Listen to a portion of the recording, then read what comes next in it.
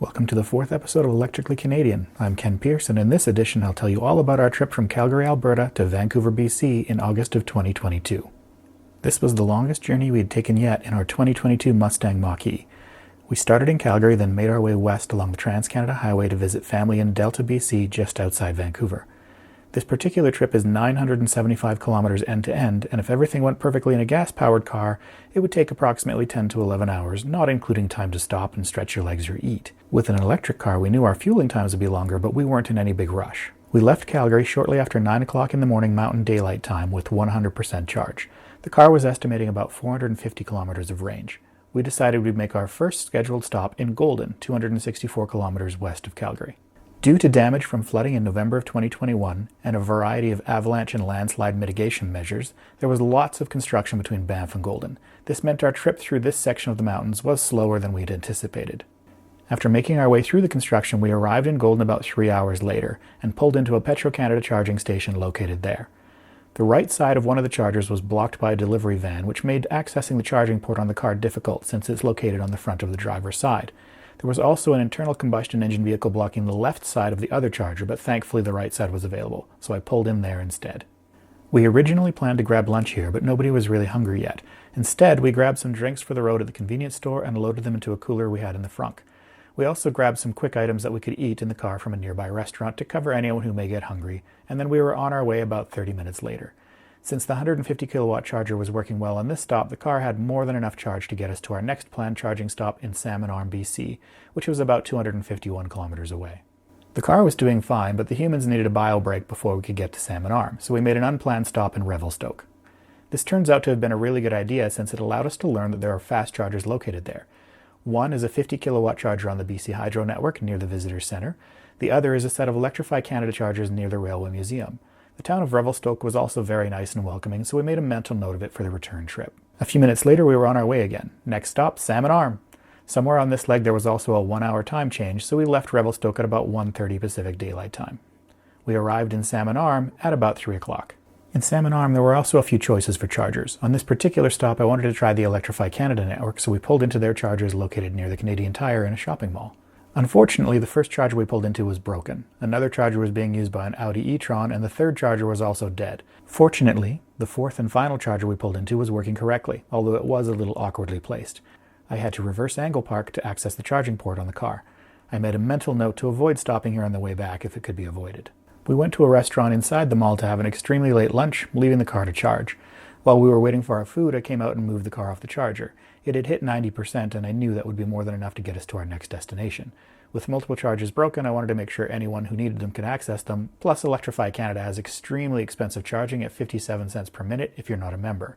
After we were done our lunch, we continued on our journey. From Salmon Arm, our next scheduled charging stop was Kamloops, BC, which is only about 109 kilometers away. We would need to charge there, though, since there weren't any other really good options along the Coquihalla Highway besides a single 50 kilowatt charger in Merritt. I didn't want to rely on a single charger because if it was broken, we'd have no other real options.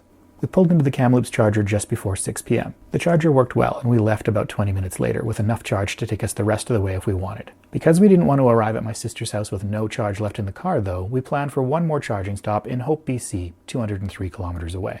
As I mentioned earlier, the trip between Kamloops and Hope takes us off the Trans-Canada and onto the Coquihalla Highway. This significantly shortens the distance you need to drive to get from Calgary to Vancouver by about 70 kilometers.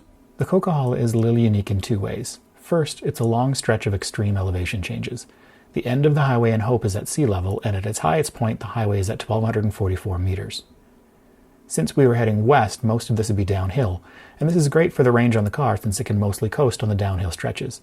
Additionally, regenerative braking on downward slopes helps increase the range even further.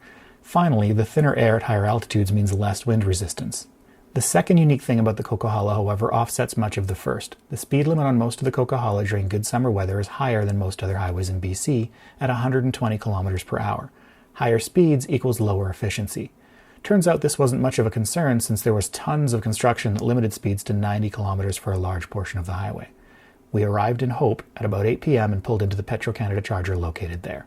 Unfortunately, both chargers were occupied when we arrived, one by an Audi e-tron, the other by a black Mach-E, the only other one we saw on the trip.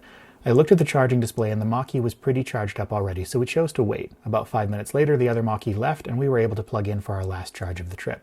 Unfortunately, the charger was not working very well. Even though it was a 150 kilowatt charger, I could not get a charge rate over 43 kilowatts. Since we were exhausted and hungry, we decided to leave it plugged in and went across the street to have dinner at a nearby restaurant. The charger was also in a section of town that was not pedestrian friendly at all and had a lot of undesirable activity. I unplugged the car about 45 minutes later, drove across the street to pick up my family from the restaurant, and we entered the final stage of our trip, from Hope to my sister's home in Delta about 150 kilometers away. This also represented the point where we left the Coquihalla Highway and reconnected to the Trans-Canada. One thing I didn't mention earlier was how well Blue Cruise worked on this trip. I've talked in past episodes about how Blue Cruise works between Calgary and Banff. It covers most of that trip very well, with only a few spots where the driver needs to take back control. Ford's self-driving software couldn't help us through many of the windier mountain passes west of Banff, but worked better after Kamloops, especially as we got closer to the west coast. This isn't terribly surprising since the mountain passes represent some difficult driving conditions, and many of the highways are not divided until you get closer to sea level. Layer on how much the roads are changing due to construction, and it makes sense that Ford would play it safe when it comes to Blue Cruise on these roads. Finally, after a full day of traveling, we arrived at my sister's home at about 11:30 p.m. This means we were on the road either driving or charging for a total of about 16 hours. The drive could have been a lot shorter, but there was a lot of construction on the highways that slowed us down. It didn't really matter though, since we had deliberately decided we wanted to travel at a leisurely pace so it wouldn't be stressful. All in all, it was a long drive, but a very good trip. Thanks for watching this episode of Electrically Canadian. Next time I'll talk about our adventure getting back to Calgary.